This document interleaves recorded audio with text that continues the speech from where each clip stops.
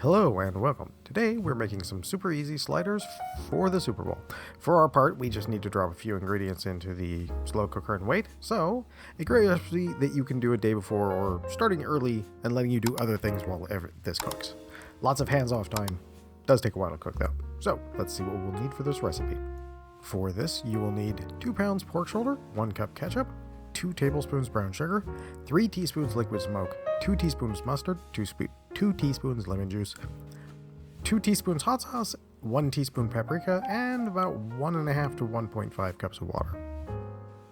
While you can dump all of the ingredients in all at once into the crock pot, I like to give my initial mix just to make sure everything gets a fair amount of the ketchup. Since the ketchup is providing all of the salt for our recipe, we want to make sure that all the pork gets a good share of the ketchup, so when it cooks down, that's what's seasoning the pork. Once your mix is lump-free, we are free to start loading up our slow cooker.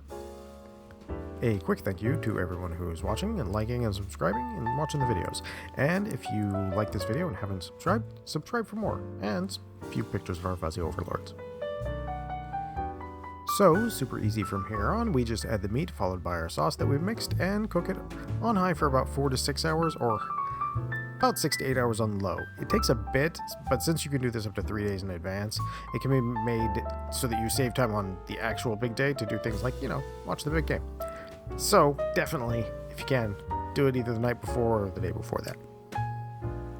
This is where the water part comes in, and somewhat of a know-your-own-tools thing. So while making the recipe, we found that the type of lid you have will determine how much water you're going to need to add. My older slow cooker has a hard plastic lid on the seal that doesn't seal particularly well. My newer one has a flexible plastic seal, and that thing seals great. So, for the older plastic one, I would end up adding about a cup to a cup and a half of water throughout the whole cooking process, starting with about 3/4 of a cup. But the new one, I've only ever needed a half a cup. You can always add more water towards the end as needed. If you do so, just microwave it till it boils and add it at that point so it doesn't crash the temperature down of the slow cooker that much. Once your pork is done, all we need to do now is shred it with some forks. You'll want to do a couple stirs while you're pulling the pork and shredding it, and right afterwards, and this is just to make sure that all of the parts that were on the inside that are now exposed are now being coated in the sauce, and that way you get a nice even coverage, and since the sauce is adding our seasoning and salt, it'll be all over all of the pieces of meat, even the ones that were on the inside. When you're done shredding your pork, you just need to put it on your favorite soft roll or mini bun, and you are ready to serve. I like a little mustard on mine. I find it adds a nice flavor to it. Maybe want to keep some of those out if they're making them for themselves. A little hot sauce, a little mustard, maybe even a little ranch. And with that, you have made some nice pulled pork sliders.